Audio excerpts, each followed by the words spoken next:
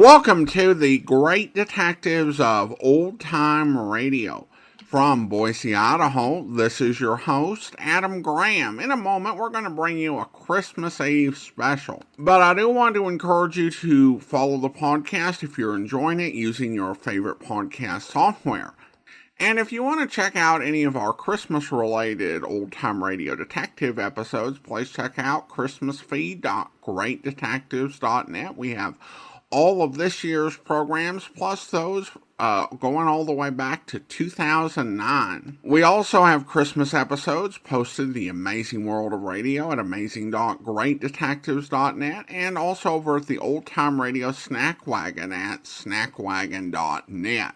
Today we're going to bring you an episode of This Is Your FBI, and I actually enjoy this series, but in general it's a series that I would tend to classify as much more of a crime series than a detective series. Oftentimes spending 75% of the listen time following the criminals around as they plot, as opposed to being more focused on what the FBI is doing. Now, there are episodes that are exceptions to this, but it lands much more on that crime drama sort of side as a general rule for the series. But I enjoyed the series. It was produced in cooperation with the FBI, and it ran for 8 years. During that time, they established a Christmas tradition with their annual Christmas program, which they would reperform each year. There are several versions of this story in circulation. I chose the one with the best sound quality.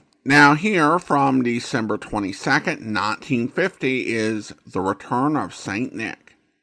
The Equitable Life Assurance Society presents This Is Your FBI.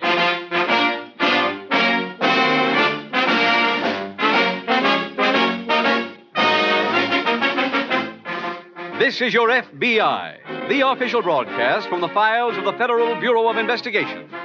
Presented transcribed as a public service by the Equitable Life Assurance Society of the United States and the Equitable Society's representative in your community.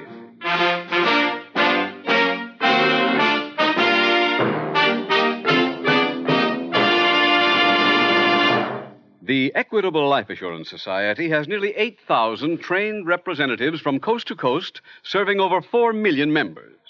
Tonight, one of our Equitable Society representatives has a brief but important message on Social Security. The recent changes in the Social Security law mean 10 million new people are now covered for the first time.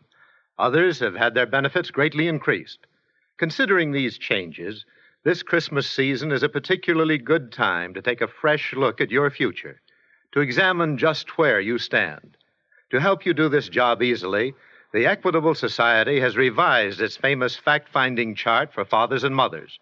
Let me advise you to listen carefully when, in about 14 minutes, Mr. Keating will tell you more about this Equitable chart.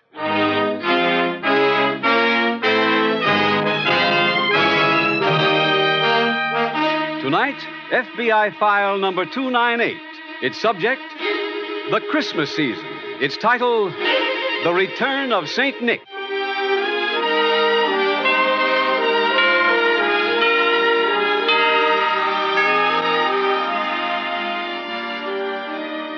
The United States is a young country in the family of nations, but already it has its share of national holidays.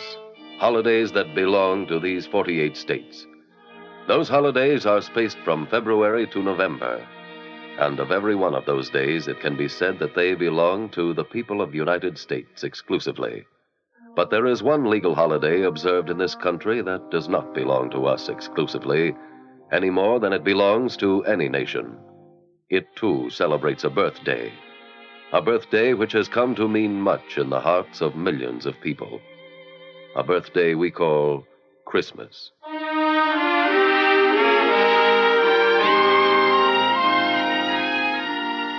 Tonight's program, based on the holiday theme, has, by your requests, become almost a tradition in our series. It opens in an FBI field office located in a large eastern city. It is 2 days before Christmas, and Special Agent Jim Taylor has just entered the office of Agent in Charge Sheridan. Morning, Jim. Good morning, sir. I got my report here on the Henderson case. Oh, fine. Just leave it on my desk, will you? Well, you're officially on leave, aren't you, Jim? Yes, sir, as of this morning. But I wanted to hand this in before I left. No. You going out of town for the holiday? That's right, sir. Flying home this afternoon. Good. How long since you've been home on Christmas? Oh, 3 years. Well, have a nice trip, Jim. Thank you, sir. And a very Merry Christmas. Same to you.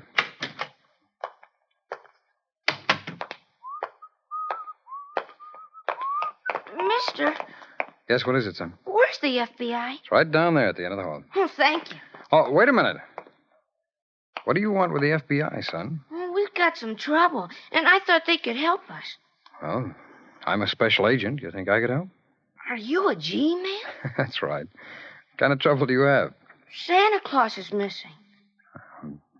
That is trouble. His name's Mr. Norton, and we've got to find him. We've looked all over.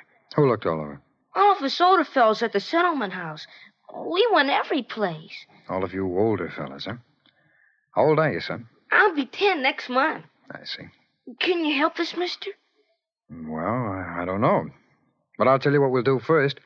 Let's go downstairs and get an ice cream soda, and you can tell me the whole story.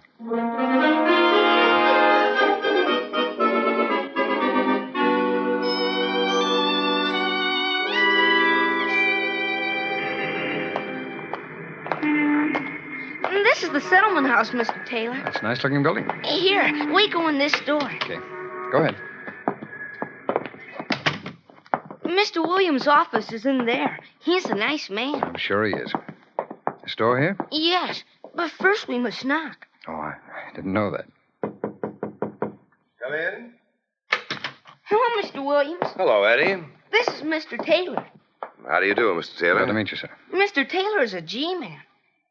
Yes? Yes, I got him to help us find Mr. Norton. Oh, I see. I've got to run now. Choir practice starts in 10 minutes. All right, Eddie, you go ahead. I'll explain everything to Mr. Taylor. I'll see you later, Eddie. Okay, Mr. Taylor. I'm sorry you were bothered by Eddie, Mr. Taylor. Oh, it's no bother at all, Mr. Williams. Eddie made me feel genuinely concerned. I'm sure he did. We're all very concerned about Mr. Norton. Well, if there's anything at all I can do, unofficially, of course, I'd be very happy to. That's very nice of you. What happened to this Mr. Norton? Who is he? Well, Pop Norton has worked here at the settlement house longer than anyone can remember. I've been here 15 years, and he was here when I came. I see. How old would you say he is? Well, I'd guess around 60 or 65. And his job? Nothing in particular. He did odd jobs around the house and returned for his room and board and a few dollars a month. The biggest job he had was being Santa Claus every year at the Christmas party. Every child in the house was crazy about him, and he loved every one of them in return. Eddie said he was missing. Is that true? Yes, I have no idea where he could have gone. What made him leave? That's the odd part of it. No one seems to know. Yesterday, he sent in one of the boys with a note to me saying he was leaving immediately. I see. I went to his room, and he was gone. I'm afraid it's not going to be much of a Christmas for the children without Pop. Mr. Williams, do you mind if I take a look around his room? Well, not at all. Maybe I can find something there that will lead us to where Santa Claus is hiding.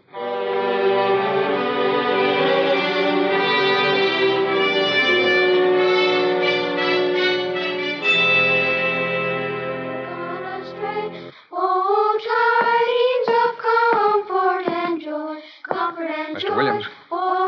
Mr. Williams, may I see you for a moment? Oh, certainly. Keep singing, boys. Did you find anything in Mr. Norton's room, Mr. Taylor? No, not a thing. The room's cleaned out. Tell me, what do you know about Mr. Norton? What did he do on his day off? Who were his friends? Well, he never took a day off that I can remember. Oh? The only pleasure he got out of life, besides serving the kids, was reading. He always had 3 or 4 books from the library down the street. Well, I've a hunch Mr. Norton isn't going to be too difficult to find. And why do you say that? Well, from what you've told me, he's a man of about, 60 with no outside interests. Only thing he likes are reading and children. That kind of a man doesn't usually run very far. Pardon me. All right, boys, you can rest a while. Sorry, Mr. Taylor, please go on. Well, I was about to say that I think he's probably still here in the neighborhood. Mr. Taylor! Oh, Mr. Taylor! Hello, Eddie. Excuse me. What is it, Eddie? I've been working on the case. Ah, good for you. What did you find? I spoke to a boy who saw Pop just before he left. Well, that's fine, Eddie. What did he say? He told me that he was playing with Pop yesterday when 2 ladies came into the gym. 2 ladies? Yes. Pop saw him and he went and hid in a closet until they went away. When was this, Eddie? Just before milk. just before milk? Well, that's at 4 o'clock. They all get milk and cookies. Oh, I see. Well, thank you, Eddie. You've been a big help. Well, you're welcome, Mr. Oh, now, Taylor. stay here a minute, Eddie. I've got another job for you. Gee, thanks. Mr. Williams, do you know these two women who came here yesterday? One of them was a Mrs. Chester. She's on the Board of Governors. She brought a wealthy friend of hers to try to interest her in contributing to the house. I see. And do you know this friend's name? No, I don't, but I can find it out for Mrs. Chester. I'd appreciate you doing that. Eddie, you ready for your assignment? Oh, yes, sir. Anything. All right. I want you to go to the library down the street and see if Mr. Norton is there. Yes, sir. And if he's not there, you wait around for him. I think he might come in for some new books.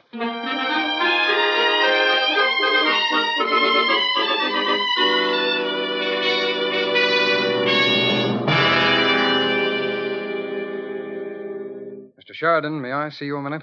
Why, certainly, Jim. Come on in. I thought you'd be on your way home by now. So did I.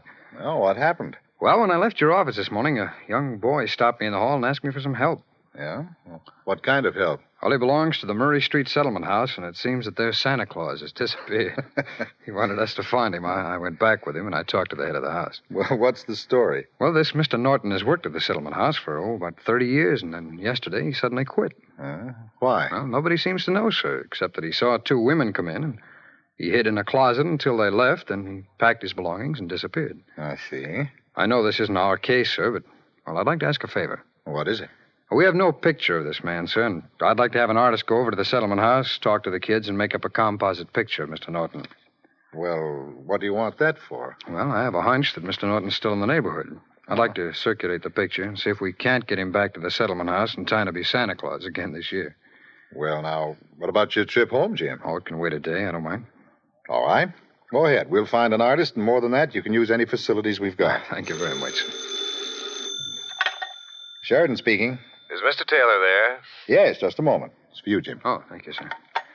Hello. Hello, Mr. Taylor. Oh, hello, Mr. Williams. I've got that information for you. Oh, that's fine. The woman with Mrs. Chester yesterday was a Mrs. Norman Montgomery. She lives at 310 North Jackson Avenue. Mrs. Norman Montgomery, 310 North Jackson. Thank you very much, Mr. Williams. She must have been the one Pop was afraid of. Oh, why do you say that? Well, Mrs. Chester's been on friendly terms with Pop for 15 years. Oh, I see. Oh, Mr. Williams, I'm sending an artist over. I'd appreciate you letting him talk to all of the children so that he can make up a composite picture of Mr. Norton for us. We'll do anything we can to help, Mr. Taylor. Fine. He should be there in about, half an hour. All right. Oh, wait a minute. Eddie wants to talk to you. All right. Here he is. Hello, Mr. Taylor. Hello, Eddie. What did you find out? Nothing.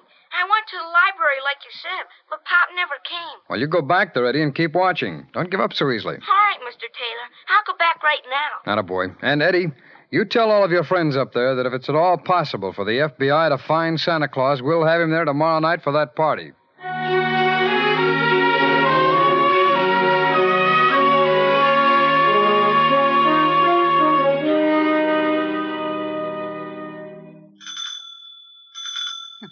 Just a moment, please. Mrs. Montgomery? Yes. My name is Taylor. I'm from the FBI. Here are my credentials, ma'am. What can I do for you, Mr. Taylor? Well, I'd like to come in and talk to you, if you don't mind. Come in. Thank you. What is it you want? Well, I'm checking up on something, and I'd like to ask you a few questions. Oh, what sort of questions? Well, the first one would be, were you at the Murray Street Settlement House yesterday? Oh, yes, I was, with Mrs. Chester. What has that to do with you? Well, it has nothing to do with me, Mrs. Montgomery, but it might have something to do with the man who disappeared. What are you talking about? Well, this man who disappeared seemed to be afraid of being seen by you, according to what I can gather. What? Well, that's merely a theory, Mrs. Montgomery. Why would he be afraid of me? Well, that's what we don't know. Who is this man? Well, this is a composite picture made by one of the artists in our office. There you are. What? Do you recognize him? Yes, I do. I haven't seen or talked with him in 30 years, but I know him. Oh, who is he? He's my brother, Kenneth. Well, why would your own brother try to avoid you? He had a good reason. What's that, Mrs. Montgomery? Kenneth is a common thief.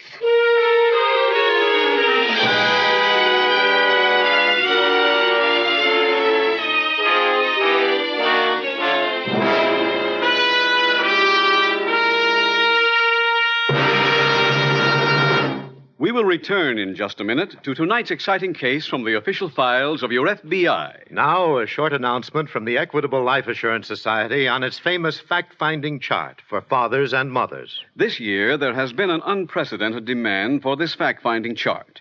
Our revised 1950 edition is practically exhausted. So, better make a note to ask your Equitable Society representative for your copy right away. This is the last time you will be reminded to do so on this program.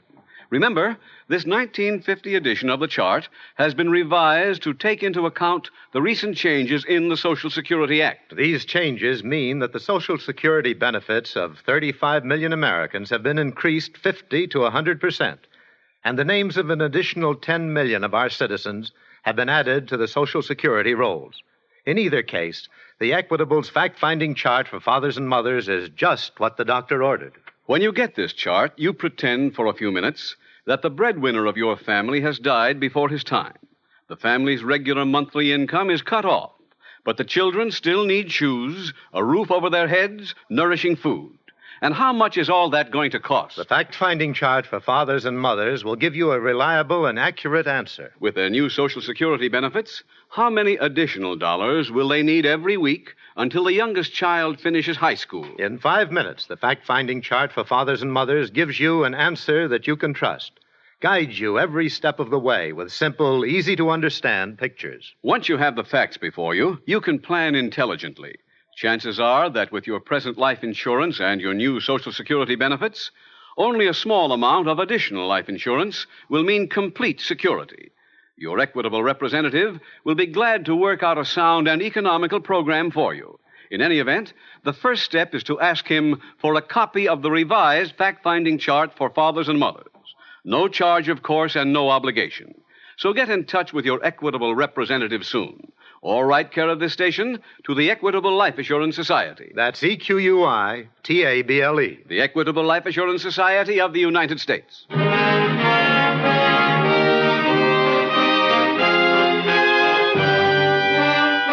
And now back to the FBI file, The Return of St. Nick.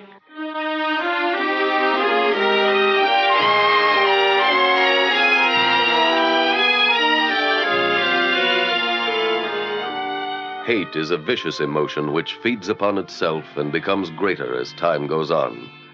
It utterly destroys every person it possesses, because it ruins their judgment by robbing them of their ability to see both sides of any question.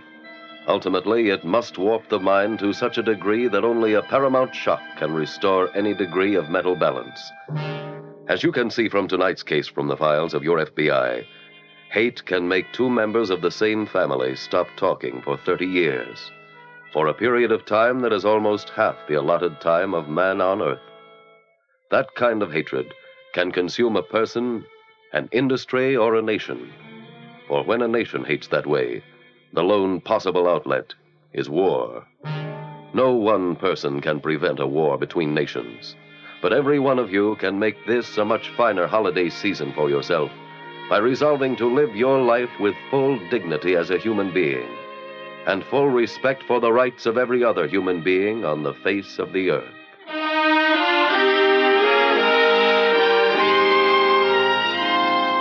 Tonight's file continues in the apartment of Mrs. Montgomery. Mr. Taylor, I assume that your business with me is concluded. Yes, I'm afraid it is, Mrs. Montgomery, and I'm sorry because you're the one person I hope could help us find your brother. What do you want to find him for? To arrest him? Oh, no, indeed, no. No, until his disappearance, he worked at the Murray Street Settlement House, and the children there love him. It's very important to them that he be found so that he can play Santa Claus at their Christmas party. Well, I haven't seen him for 30 years. I have no idea where he might be, and frankly, I don't care. Mrs. Montgomery, why do you believe your brother is a thief? Would you mind telling me? Well, if you'll promise to keep it confidential. I naturally want no publicity. No, I assure you, your story will not be publicized. Oh, very well. More than 30 years ago, shortly after my father's death, Kenneth forged my name to a check for $10,000. How did you find out that he did it? It was perfectly obvious. He was an irresponsible young man, and shortly after the forgery, he suddenly had a lot of money. Anyone ask him where he got it? Yes, he said he made it as a result of an investment. Of course, that was a lie.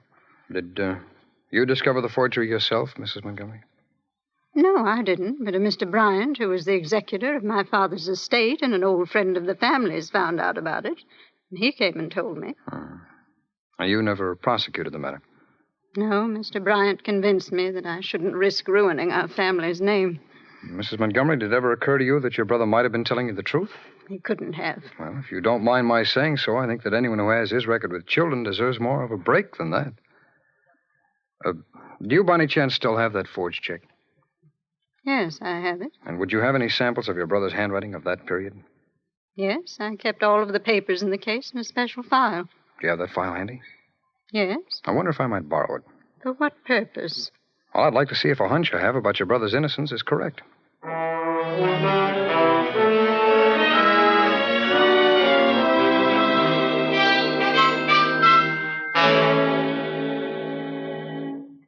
Mr. Taylor. Oh, hello, Eddie. Have a chair. Well, thank you.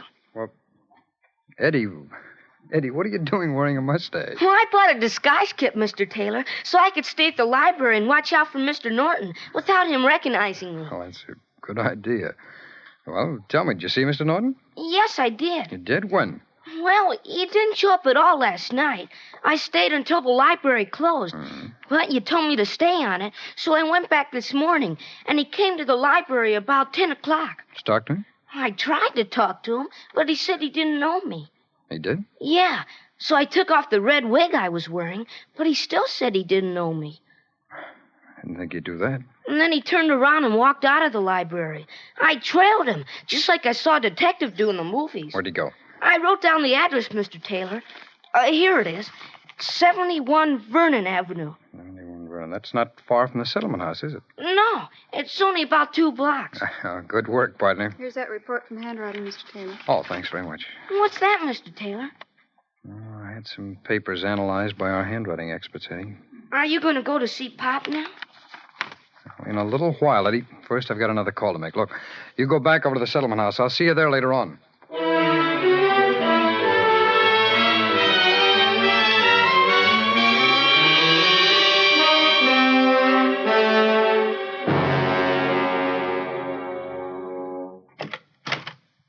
Good morning, Mrs. Montgomery. Good morning. May I come in?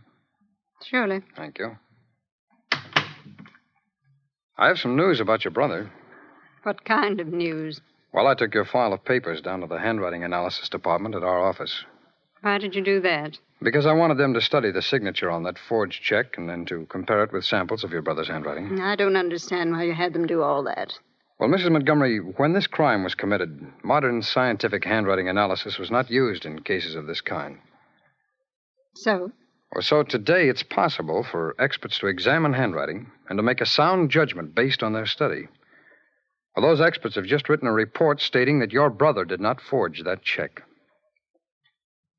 I can't believe it. Well, nevertheless, it's true. I know it isn't very polite to speak ill of the dead, but according to the report, the executor of the estate, Mr. Bryant, is the man who forged that check. Mr. Bryant? That's right. I don't know what to say. Well, I think that whatever you do have to say ought to be said to your brother. But he's disappeared. He was found this afternoon in a rooming house on Vernon Avenue. Mr. Taylor, I'm not a young woman anymore. And about all I have left is my pride. Will you ask Kenneth to come to see me tonight? Well, I'm sorry, Mrs. Montgomery, but I think your brother has some pride himself. After all, he ran away when he was innocent. No, I'd suggest that if you want to see him, you'll meet us. Where? Well, if everything goes well, we'll be at the settlement house at 8 o'clock tonight.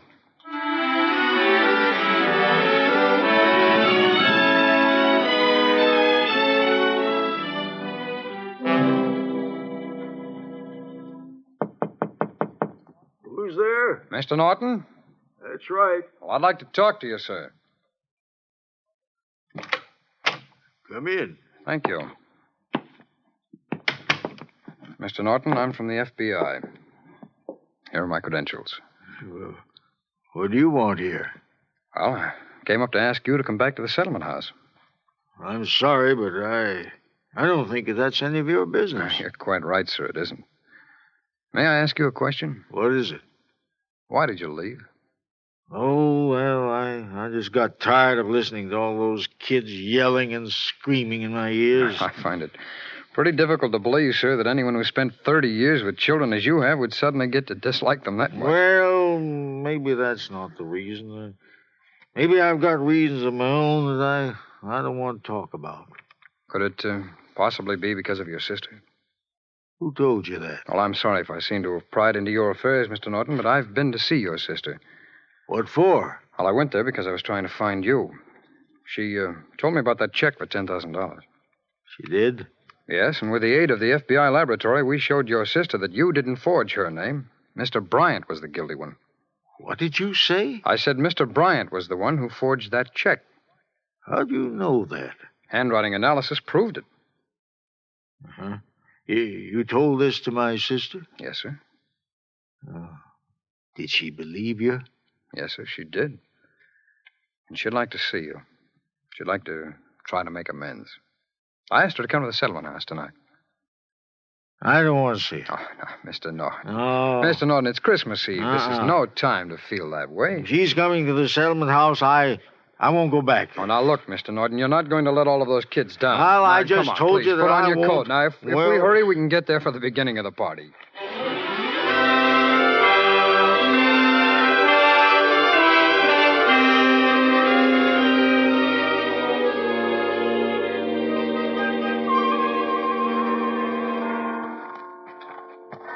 Well, hey, started to snow just in time.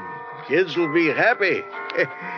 You know, it makes it seem more like Christmas when it snows. Yeah, sure does. Well, here we are.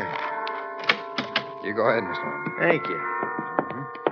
Yeah, a little late. I suppose the party's already started. I think so. I better hurry upstairs and get into my Santa Claus suit. Oh, it's in Mr. Williams' office. He told me to bring you right in. Oh, fine. You go ahead in, sir. I'll wait for you out here. Well, thank you.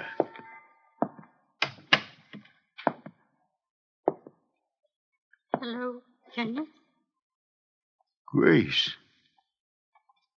Mr. Taylor was kind enough to invite me to the party. Yes, I know. You haven't changed much, Kenneth. Kenneth. Grace. Oh, Kenneth, I'm so ashamed. Oh, there. Now, don't, please. All these Don't. years I've falsely accused you. Oh, well, now, let's forget it, Grace. It's all in the past. Can you ever forgive me? I already have. Oh, Look, now. This is no time for crying, Grace. Here's my handkerchief. Now, here. Now, let me dry your eyes. That's right. Thank you. Now, Thank you. help me on with this costume, will you? Why, it's a Santa Claus suit. Huh?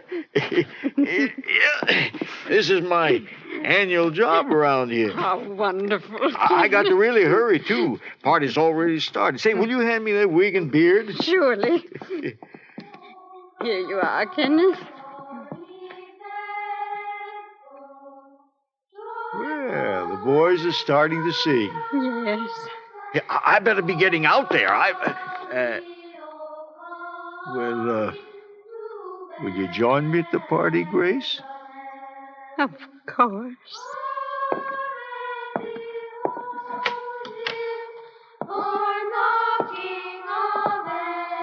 The boys are waiting for you, Mr. Norton. I know. Merry Christmas, sir. Merry Christmas, Mr. Taylor.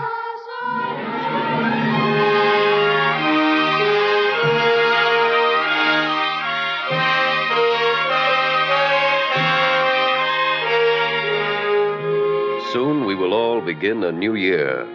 A year that can bring us happiness, prosperity, and a rich, full life. But those goals cannot be attained without work, without hard work and long concentration. There are few bits of advice that are applicable to everyone, but there can be no doubt that for each of us, life will be richer and fuller if we follow one set rule. If we live every day during the coming year with the love and kindness in our hearts that we have on Christmas Eve. For in that way lies peace on earth, goodwill toward man.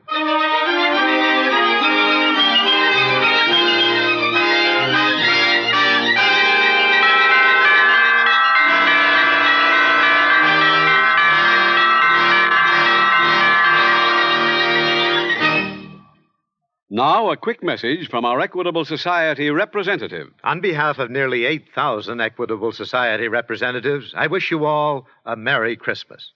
Next week, phone or drop a note to your nearest Equitable man. He'll be glad to bring you the fact-finding chart for fathers and mothers, revised to fit the new Social Security benefits. Or send a postcard, care of this radio station, to the Equitable Life Assurance Society of the United States.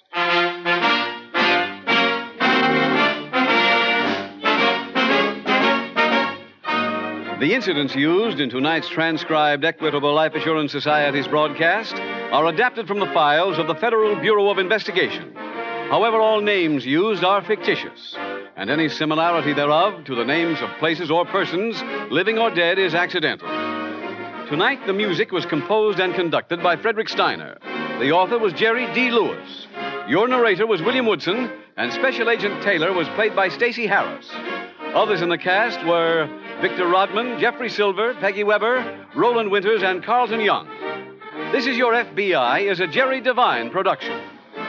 This is Larry Keating wishing you a Merry, Merry Christmas from the Equitable Life Assurance Society of the United States and the Equitable Society's representative in your community, and inviting you to tune in again next week at the same time to This Is Your FBI. Stay tuned for the adventures of Ozzie and Harriet. There's fun for the whole family when Ozzie and Harriet come your way next. Welcome back. A very heartwarming episode. I also think that the stated moral message of the episode was stated very bluntly, but also effectively and briefly.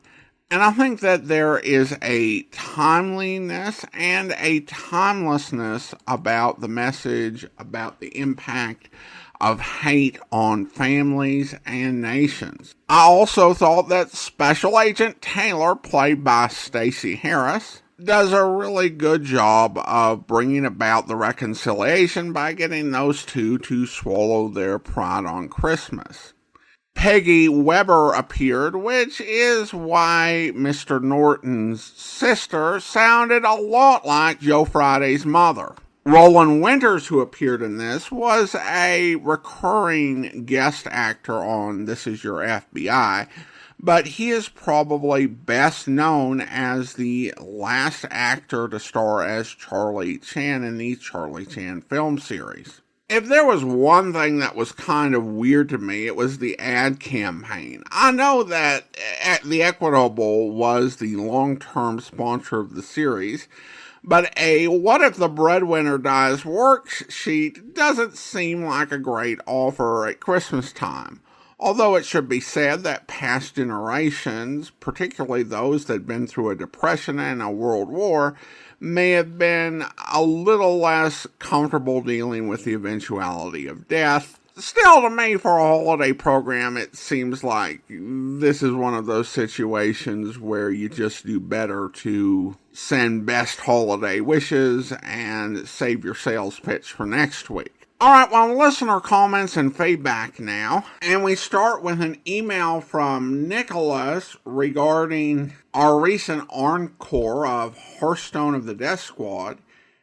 And Nicholas writes, "Hi, Adam. In your rebroadcast of Hearthstone's The Unheeded Warning murder case, one character accuses another character of acting like they're in a 10, 20, 30 melodrama. The phrase immediately aroused my curiosity, so I looked it up. Turns out it refers to the ticket price of this kind of theater, where you could go see a low-quality, melodramatic movie or stage play in the early 20th century, one with mustache-twirling villains and the like.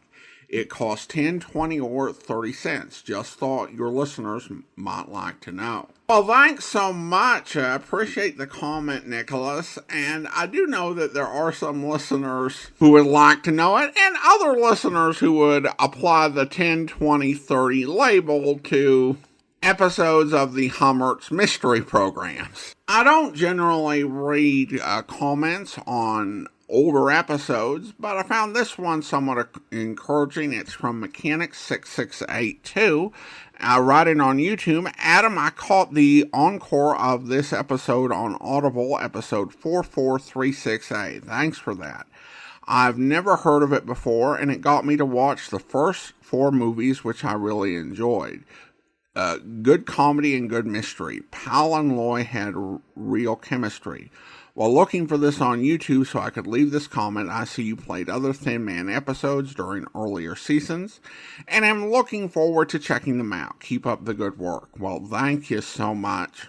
And I really do hope that when we share radio adaptations of movies, it does get people interested to go and check out the movies as well. Because there are some really interesting ones, and it's fun to be able to compare the movie and the radio versions. Then we have a few comments from off the listener survey.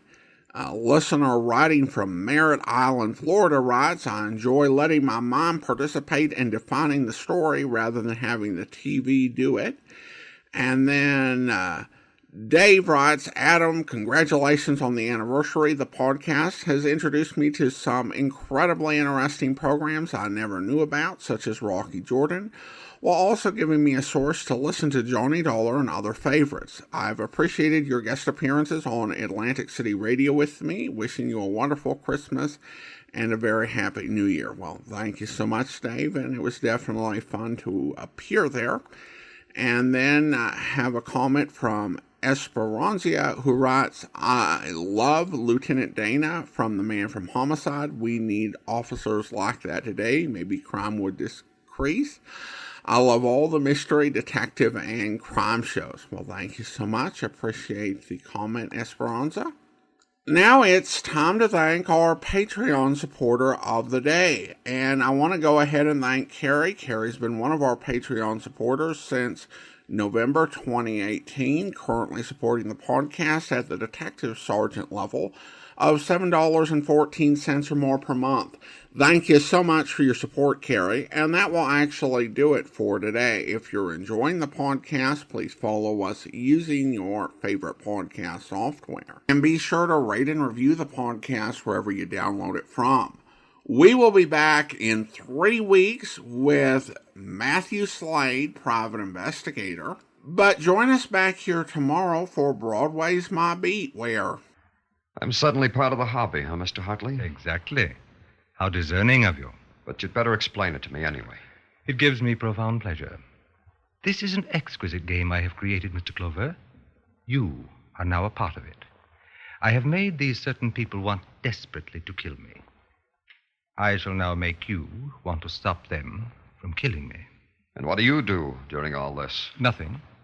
Precisely nothing. I have set marvelous passions in motion. It's like a play. And I'm dying to know what happens at the final curtain. Does it interest you, policeman? No? I shall make it more interesting. A proposal, my policeman. If I am not murdered and lying in the blood of my death at the end of this week, say, I shall pay off with $50,000 to your favorite charity. Will you save my life, Mr. Clover? I hope you'll be with us then. In the meantime, send your comments to box13@greatdetectives.net. Follow us on Twitter at Radio Detectives and check us out on Instagram, instagram.com/greatdetectives. From Boise, Idaho, this is your host, Adam Graham, signing off.